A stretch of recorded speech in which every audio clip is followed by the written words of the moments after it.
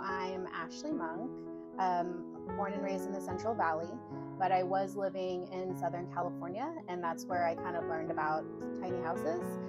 Never really thought about it at the time, but eventually I had to move back to the Central Valley, and that's when I started really investigating tiny houses. Actually, a Google search. When I finally made the commitment to go tiny, I was having trouble with financing because it's one of those kind of gray areas. They're not super popular. And so when I was looking at financing, I looked at my banks. They said, we don't do tiny houses. We can only give you like $10,000 line of credit. And I was like, well, that's not anywhere near what my tiny house, is going to be. So I typed in like financing tiny houses, and Pacifica popped up on the Google search.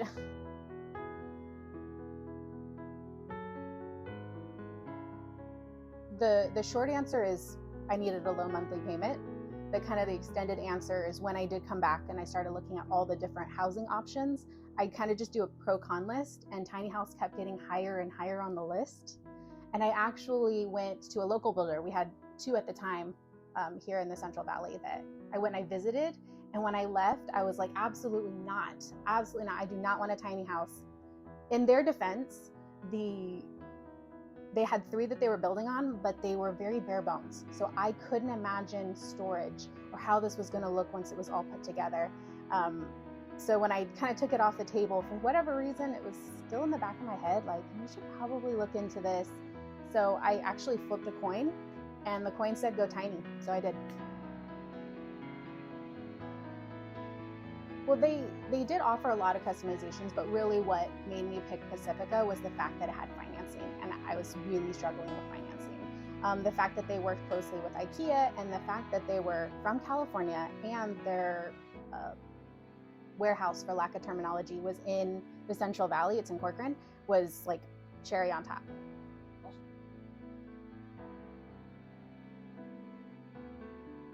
Well, storage was an issue. However, I'm, not a minimalist, so storage is an issue. But what was really important to me was the feel. And so I didn't want people to feel like it was a box or a trailer. I wanted it to have a little bit more of a hometown feel. So out in the front, I have the faux grass because I can't keep anything alive. So we have the faux grass, we have the arch and the gate just to make it appear a little bit more welcoming. I covered the tires on the inside just to kind of make my personality shine a little bit more. I have a little bit of Disney accents because I'm a huge Disney fan. All over the house, from this carpet in the kitchen. I have my quotes, Disney quotes here on the wall. I also like having like accents. So I painted the wall striped just because I thought it was pretty.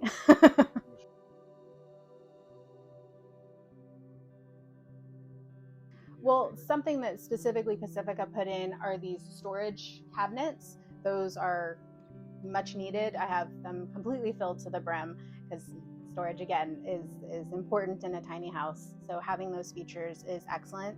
I also opted in for the extended bathroom, which also gives me an area, and I can show you for storage as well. So some of the features I have in this house is this table. This is a kitchen table. It folds up. I also telework. So this is also my office. This over here, I installed a cat door because I have 2 cats. So this comes in and out. And then this is a shoe rack. Well, we won't show all of it, but that's a shoe rack for them to jump on as well. And we have my kitchen. Again, it has a lot of little Disney accents, including my rug. One thing that's really great to have when you're doing storage are shelving. So in here I have shelving for pots and pans and whatnot. And then my bathroom is themed as well. So again, Haunted Mansion themed. I did the extended bathroom. Is that good or bad? Okay. And so now I have storage here. And now I have a full sink, which I can put towels in as well.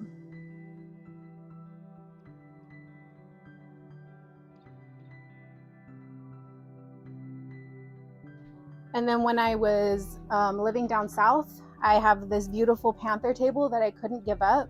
So I had to figure out a way to configure the living quarters to accommodate that because I just wasn't willing to give that up. I'm considering putting on another of the smallest tiny houses as like an extension. And the reason for that is there's mobility issues like in my family. And so doing the stairs isn't practical in the long term.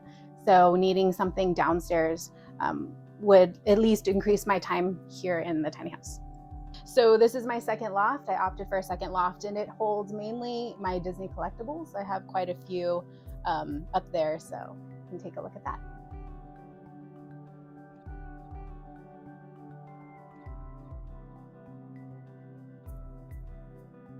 It's not for everyone. I know that I can only speak from my experience, and I'm partially off grid. So I'm not hooked up to septic. So I have to dump my gray water all the time. I have a dry flush toilet, and so working with those is very inconvenient, and being on solar has its challenges as well. But overall, I'm extremely satisfied with my purchase, and I think that there's a lot of people who are very satisfied going tiny. My name is Ashley, and this is my tiny house.